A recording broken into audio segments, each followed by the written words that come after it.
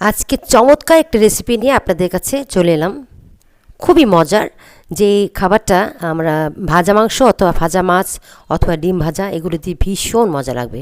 আর তার জন্য আমাদের 4-5টা টমেটো প্রয়োজন, কিছু আমের শলি অথবা তেঁতুল প্রয়োজন, আর একটা রসুন দরকার।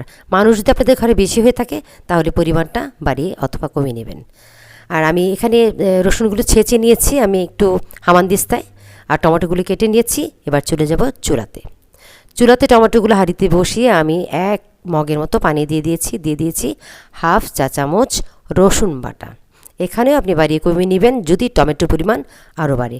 আর দিয়ে দিলাম এখানে আমের শলিগুলি। আমের শলি কি এটা হয়তো বা সব বাঙালিরা জানেন, তারপরও বলে দিচ্ছি আমি যে আমের সিজনে কাঁচা আম কেটে আমরা রোদ্রে শুকিয়ে যে সংরক্ষণ পদ্ধতিটা অবলম্বন করি সেটাই হলো আমের শলি। এরপর আমি ঢাকনা দিয়ে এই পুরোটা জিনিস আমি ভালো মতো সিদ্ধ করে নিব।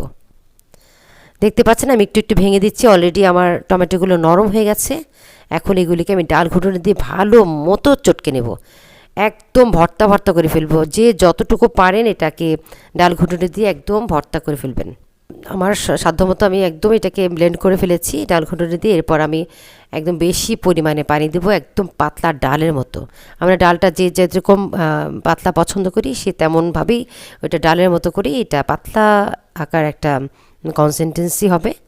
এরপর আমি লবণ দিয়ে দিয়েছি। লবণটা আমি আগেও দিতে পারতাম, তবে পরে দিয়েছি, কোনো সমস্যা নেই। আর যদি আমাদের টমেটো যদি শক্ত হয় তাহলে প্রথমেই লবণটা দিয়ে দিবেন। যেহেতু আমার টমেটোগুলো টুসটুসে টমেটো ছিল তাই আমি এখানে লবণটা পরে দিয়েছি।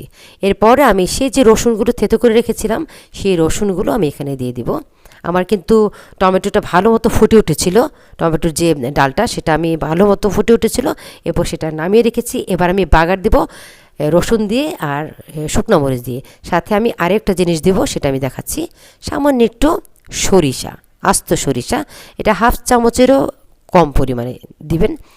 এটা দিলে একটু কামড়ে লাগলে ভালো লাগে আমার কাছে, এখন কার কেমন লাগে আমি জানি না। আমার ফোড়নটা হয়ে গেছে। এবার এটা আমি সেই টমেটোর খাটটাতে ঢেলে দিলাম, আর 1 মিনিট সিদ্ধ করে আমার টমেটোর খাটটা প্রস্তুত। এত মজা এটা ভাজা মাংসের সাথে, বিশেষ করে এত মজা। কোরবানির সময় যদি এটা করেন আমার নাম আপনাদের সারা জীবন মনে থাকবে, যারা এই খাট্টাটা কখনোই খাননি। এত টেস্টি। কোরবানিতে আমি অবশ্যই খাট্টাটা খাই, আর সেজন্য আমি টমেটো সিজনে আমি অনেক টমেটো সংরক্ষণ করে থাকি। আজ এই পর্যন্তই। সবাই ভালো থাকবেন, সুস্থ থাকবেন, সুন্দর থাকবেন। আল্লাহ হাফেজ।